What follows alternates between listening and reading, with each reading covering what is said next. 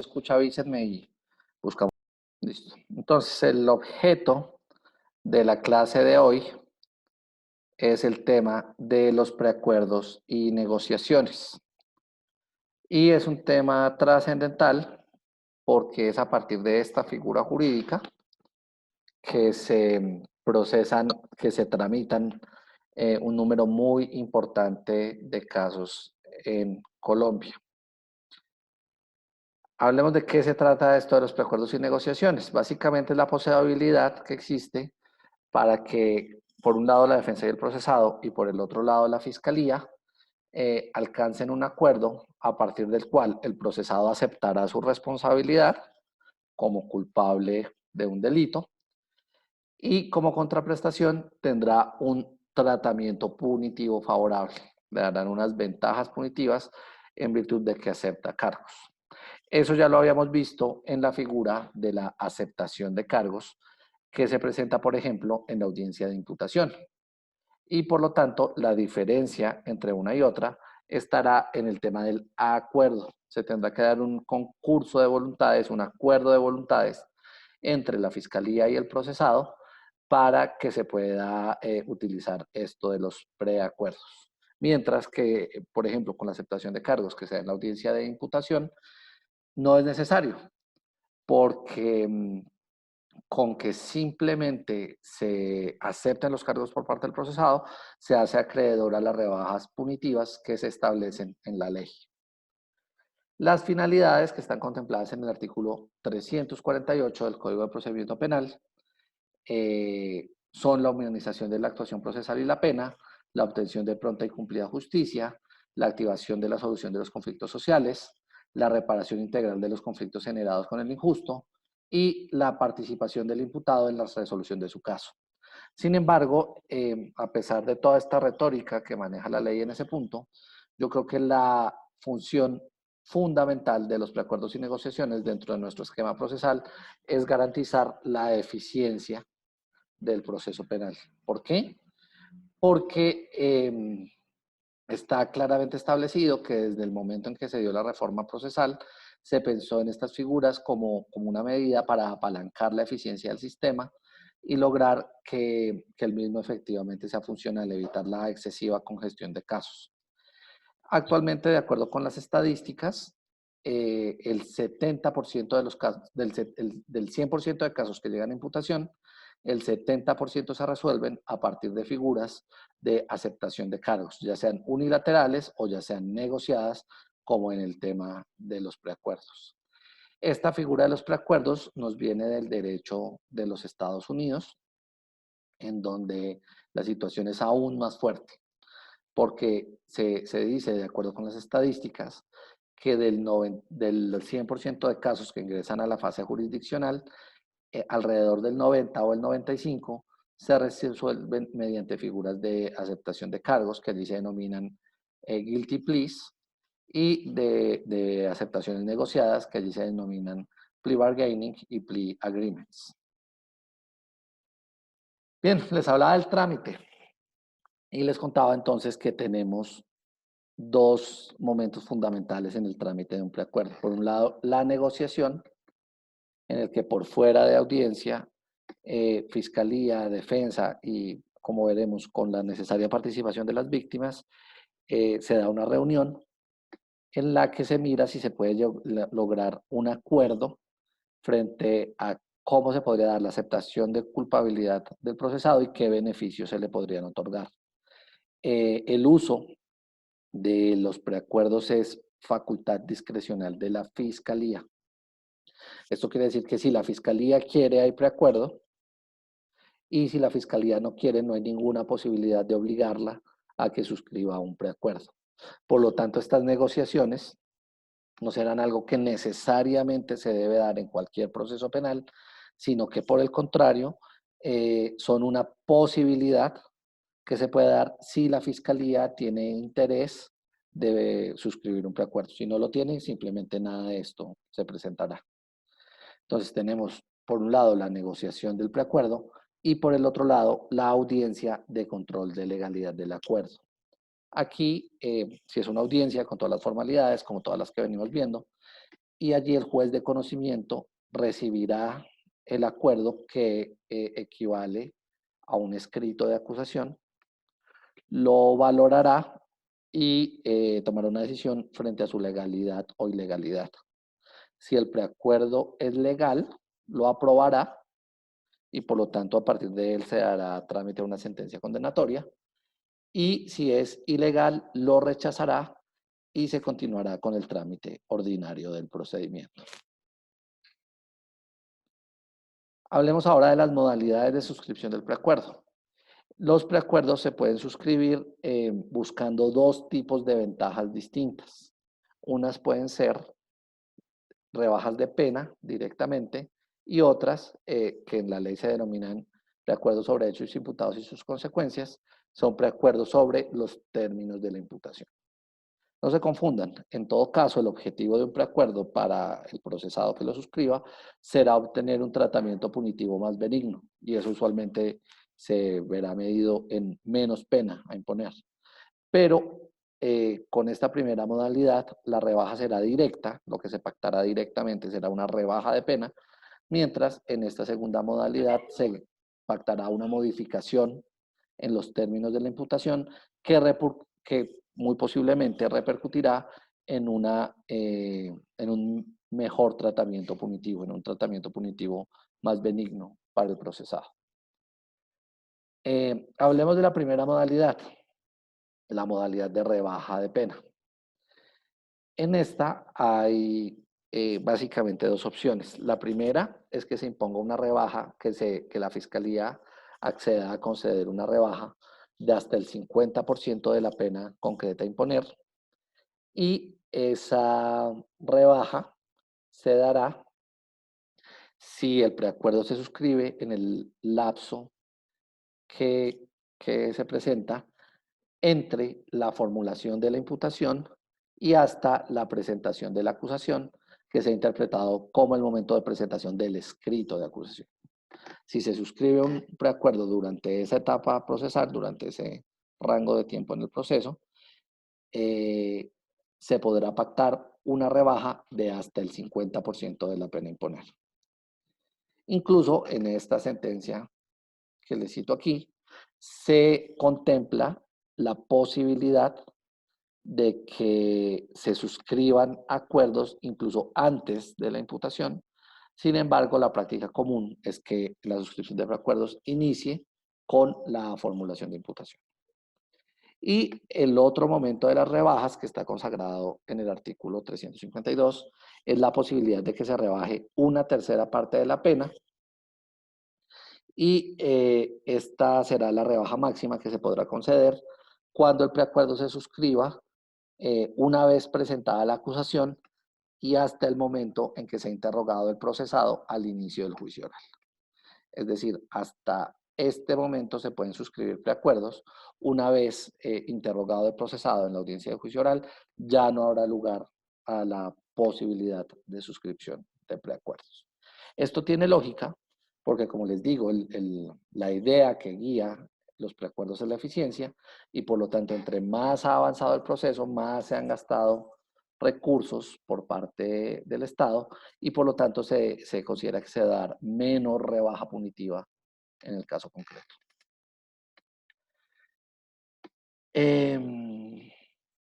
Les contaba también que existe la posibilidad de aceptación de cargos parcial y por lo tanto de suscripción de preacuerdos, no por todo el caso, no por toda la imputación realizada, sino solo por parte de ella. Para que quede esto claro, vale la pena utilizar un ejemplo y es, imaginemos que en nuestro caso ejemplo de la materia, en el caso de Juan Ricardo Oviedo y esto, a él se le imputó un homicidio agravado con porte ilegal de armas. Puede suceder que se suscriba un preacuerdo por el delito de homicidio agravado y que se busque que se dé una rebaja punitiva frente a ese delito porque se aceptará la responsabilidad sobre el mismo, pero que no se acepte, que no se firme el preacuerdo con respecto al porte ilegal de armas y en ese evento habrá lo que se llama una ruptura de la unidad procesal y por lo tanto El caso del homicidio cogerá un camino que será el camino del preacuerdo, y el caso del porte ilegal de armas cogerá un camino distinto que será el del procedimiento ordinario. Se seguirá avanzando con el trámite del proceso en lo que corresponde con el delito de porte ilegal de armas. Además, les contaba que en esta sentencia de la Corte Suprema de Justicia se ha precisado que para eventos de la aceptación de cargos, sobre todo de la aceptación unilateral que vimos cuando hablamos de la formulación de imputación, la rebaja establecida en la norma de hasta el 50% no es obligatoria para el juez que revisa el caso. Es decir, el juez no está obligado a conceder una rebaja del 50%, sino que la rebaja que se concede puede oscilar entre una tercera parte más uno de la pena y el 50%, teniendo en cuenta algunos criterios de razonabilidad, como son la oportunidad procesal en que se presente el allanamiento, es decir, entre más tiempo ha transcurrido del proceso antes de la suscripción de la aceptación de los cargos, menos rebaja se dará. Otro criterio será qué tanto ha colaborado el imputado para esclarecer las circunstancias del delito, y otro será la actitud que ha asumido el procesado en cuanto a la reparación de los daños. De hecho, esta sentencia es bien interesante porque es una sentencia en que la Corte Suprema de Justicia revisa el caso de los nules y decide que ante una aceptación de cargos que se dio por alguno de ellos, creo que era por Guido Nule, no se le concederá la rebaja del 50%, sino una rebaja menor en la medida en que no tuvo una verdadera actitud dirigida a reparar los daños ocasionados con su delito. Ojo, que hay que precisar algo que es muy importante, y es en casos de preacuerdo, la rebaja no la concede el juez que revisa el caso, sino la determina el fiscal en la suscripción del acuerdo como tal. Y por lo tanto, si el preacuerdo va firmado con una rebaja del 50%, el juez no está facultado para disminuir la rebaja concedida. Pero de cualquier manera, la referencia a la sentencia es pertinente porque nos indica el tipo de criterios que se deberían tener en cuenta, tanto por parte de los jueces como por parte de la fiscalía, a la hora de definir qué rango de rebaja punitiva se le concede a las personas en un procedimiento determinado. Estábamos entonces con la modalidad de preacuerdos de rebaja de pena. Vamos a hablar ahora de la modalidad de preacuerdos de modificación en los términos de la imputación jurídica. Entonces, cuando se modifican los términos de la imputación jurídica, la rebaja que se concede será la única que se podrá dar. Eso es muy importante porque no se pueden dar al tiempo, a partir de un preacuerdo, rebajas de pena directas, como las que veníamos hablando, y a la misma vez modificaciones favorables en los términos de la imputación. Dejemos esta un poquito pendiente, ya se las preciso. La Directiva 001 de 2016 de la Fiscalía General de la Nación ha aclarado sobre qué puede versar esta modalidad de preacuerdos. Y nos ha dicho que, por ejemplo, puede implicar la modificación de la tipificación objetiva del delito, es decir, se puede cambiar, no sé, por ejemplo, un delito de homicidio por un delito de inducción al suicidio, si esto, digamos, tiene algún tipo de soporte jurídico. Se puede hacer la eliminación de agravantes específicos o el reconocimiento de atenuantes generales o específicas. Se pueden acordar formas más benignas de la intervención en la conducta punible. Por ejemplo, en vez de condenar a la persona como autor, se le puede condenar como cómplice. Se puede negociar cuando haya alguna indeterminación jurídica o probatoria el tipo subjetivo, es decir, se puede cambiar un delito de modalidad dolosa a modalidad culposa, es decir, en vez de condenar a una persona por un homicidio en modalidad dolosa se puede condenar por un homicidio en modalidad culposa. Y si hay indeterminación probatoria, también será posible negociar sobre el carácter vencible o invencible en que como se considera un error. Y eso, digamos que también puede tener relevancia muy importante en cuanto a la condena, porque nos puede implicar de nuevo un paso de modalidad dolosa a modalidad culposa o incluso un escenario de ausencia de responsabilidad.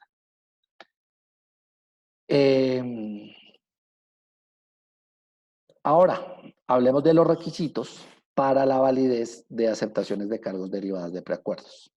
Los requisitos que debe valorar el juez de conocimiento cuando ya estamos en la audiencia correspondiente para que se pueda considerar válido un preacuerdo son los siguientes. El primero, que la declaración de aceptación de culpabilidad sea libre, voluntaria y espontánea.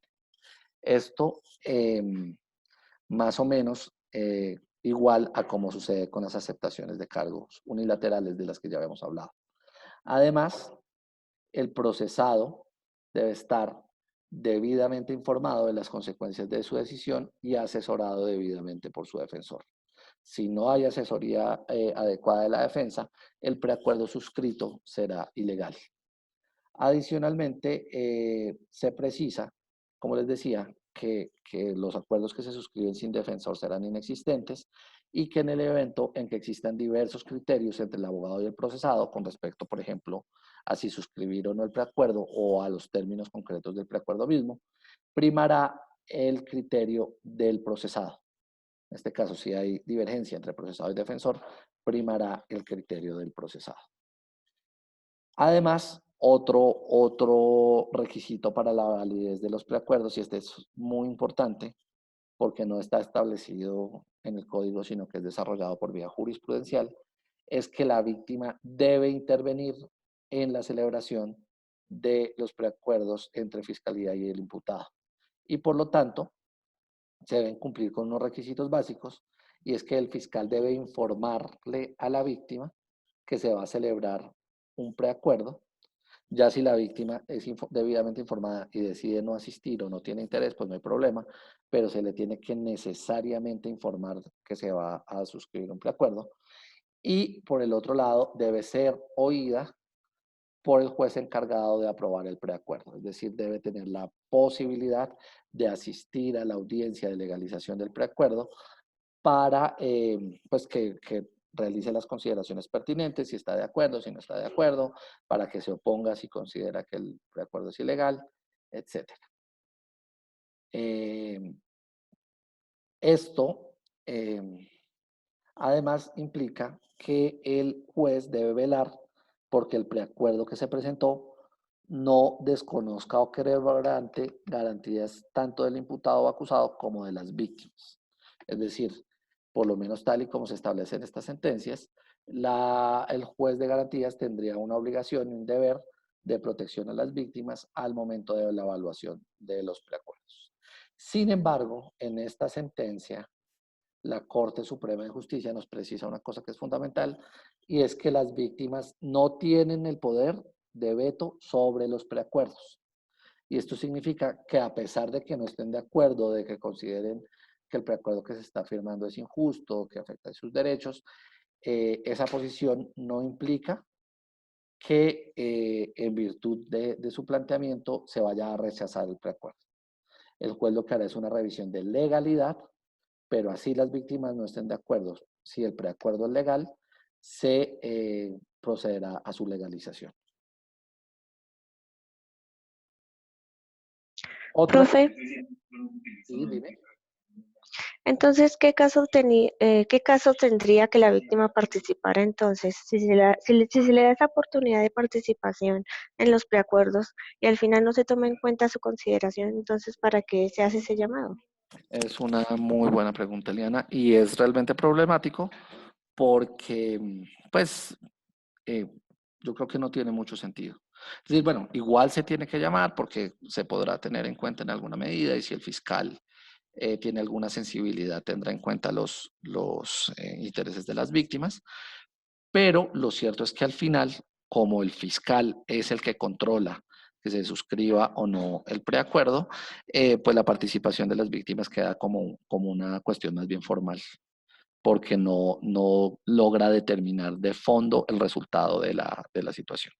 Igual ya lo profundizamos, vamos a hablar del control judicial del preacuerdo. Bien, hay unas restricciones particulares a la hora de la aceptación de cargos derivada de preacuerdos, y una de ellas está consagrada en el artículo 349 del Código de Procedimiento Penal, y nos dice que en los delitos en los cuales el sujeto activo haya obtenido incremento patrimonial fruto del mismo, no se podrá celebrar preacuerdo hasta tanto se reintegre por lo menos el 50% del valor equivalente al incremento percibido y se asegure el recaudo del remanente.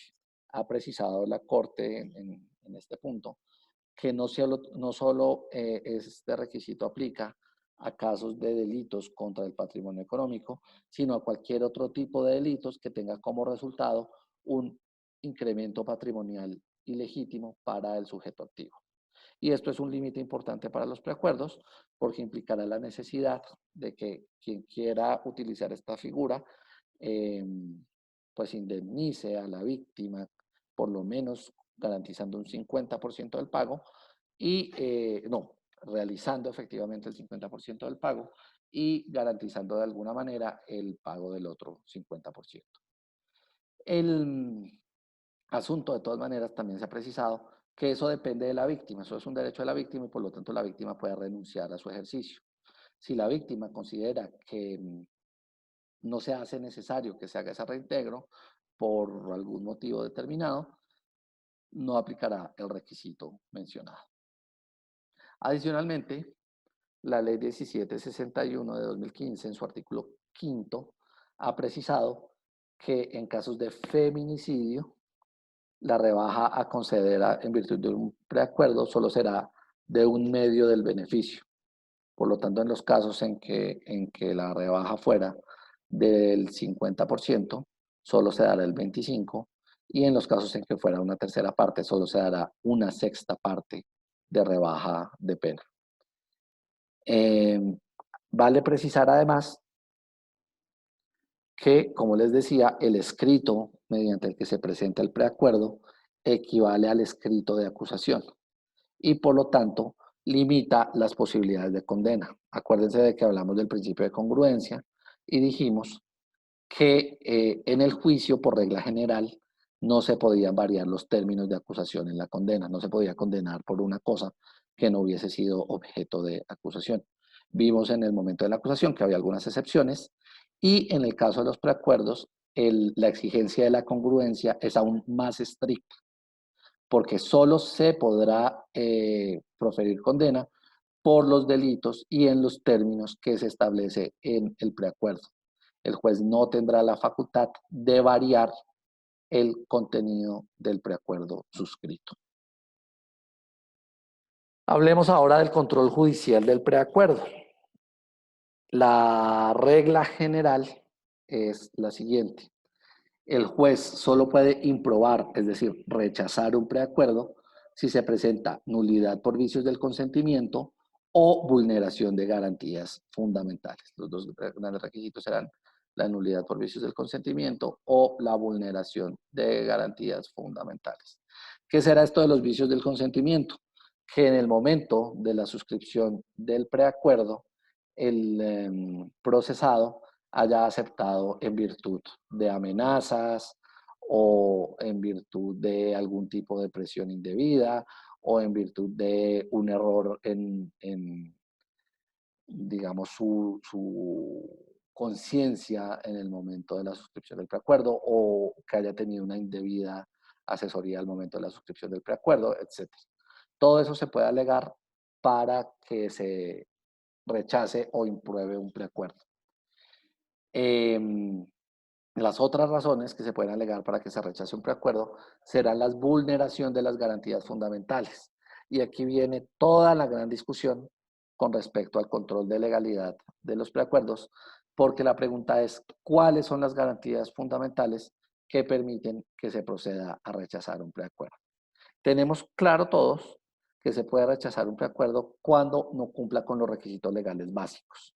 Es decir, cuando conceda un beneficio que no procedía de acuerdo con la ley, cuando conceda más de un beneficio, es decir, conceda rebaja de pena y además modificación de la calificación jurídica, o cuando haga varias modificaciones a la calificación jurídica, en esos casos se podrá rechazar el preacuerdo. Pero hay otros casos en que no queda tan claro y se podrá rechazar un preacuerdo acaso cuando el escrito de preacuerdo presentado viole el juicio de tipicidad, es decir, no exista una correspondencia entre los hechos y la calificación jurídica que se le da a esos hechos, o se podrá rechazar un preacuerdo cuando, por ejemplo, afecte gravemente las posibilidades de reparación a la víctima. Y en ese punto, la Corte ha oscilado entre distintas posiciones. Por ejemplo, tenemos esta sentencia que le cito aquí del 2012, en que nos dice que el juez que controle el preacuerdo sí puede hacer un juicio de tipicidad. Es decir, puede revisar que haya correspondencia estricta entre la imputación fáctica y la adecuación típica. Entonces, eso nos daría un control en alguna medida fuerte. Pero, al contrario, esta sentencia del 5 de octubre de 2016, que les voy a subir a su aula virtual porque hace un buen resumen de la jurisprudencia con respecto al control judicial del preacuerdo, lo que nos dice es que la Corte a lo largo del tiempo ha manejado distintas posturas. Una, que niega toda posibilidad de control material de la acusación y por lo tanto el juez solo puede revisar asuntos formales al momento de controlar el preacuerdo. Otra, que permite un control material más o menos amplio como temas de tipicidad, legalidad. Esa sería la postura que se defiende en la sentencia que les acabo de citar. Se podría hacer un control de tipicidad. Y otra, que habla de que se acepta un control material restringido o excepcional que se limita a situaciones manifiestas de violación de garantías fundamentales. Esta tercera posición, que es la que asume la Corte en la sentencia que le cito, pues nos deja más o menos en las mismas, porque de nuevo nos quedamos con la pregunta de cuáles son las garantías fundamentales que puede entrar a revisar un juez al valorar un preacuerdo y por violación de cuáles garantías fundamentales se puede entrar a rechazar un preacuerdo. En la sentencia concreta de la que les hablo, se plantea un modelo más bien formalista de control, porque es un caso en el que se hace una modificación indebida de los cargos que que se le imputan al procesado, en que se modifica una autoría a una complicidad sin que exista mérito legal para hacerlo.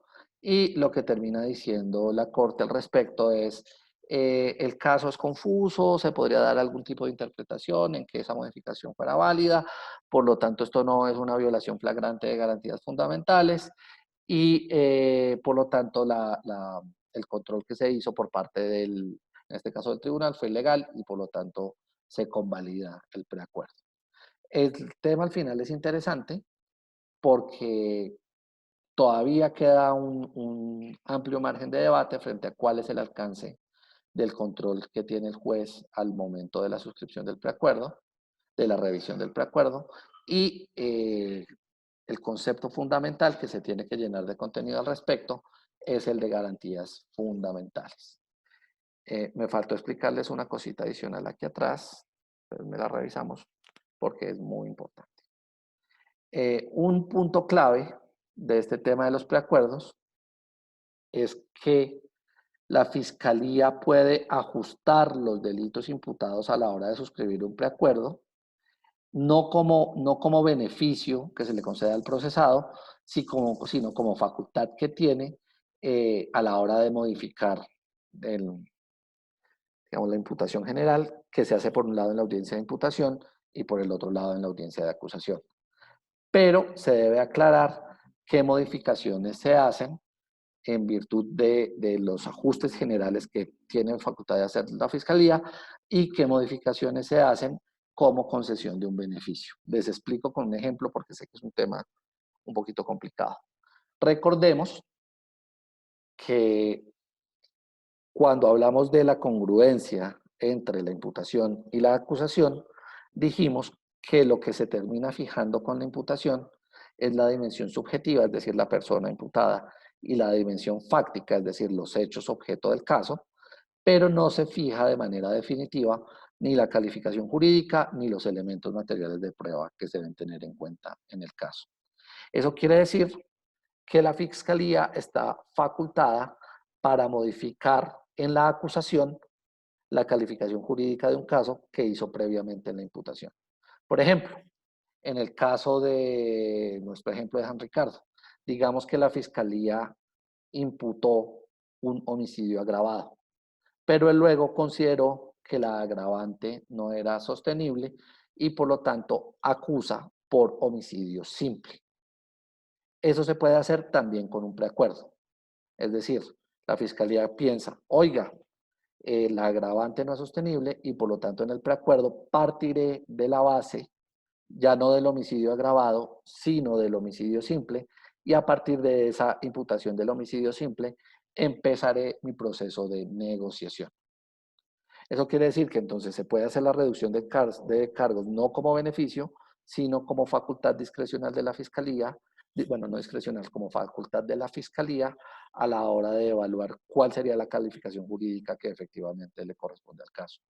Y, por ejemplo, podría partir de la base del homicidio simple, en nuestro ejemplo, la Fiscalía para el preacuerdo, y luego conceder la rebaja de hasta el 50%, podría ser del 50% de la pena a imponer, o conceder algún otro beneficio en términos de la tipificación jurídica de la conducta, como por ejemplo reducir el homicidio a modalidad culposa, o como por ejemplo sancionar al procesado como cómplice y no como autor del delito, etc. Para cerrar, y ya lo discutimos más ampliamente ahora mismo, quiero resaltarles la importancia de los preacuerdos y negociaciones en la práctica jurídica. Es una herramienta fundamental hoy para todos los participantes en el sistema, pero principalmente, por un lado, para los fiscales, porque los ayuda a tramitar casos de manera mucho más rápida, y en segundo lugar para los defensores, porque a partir del uso de esta figura logran efectivamente pues beneficios para sus representados que muy posiblemente no podrían lograr si llevan el caso hasta el juicio oral.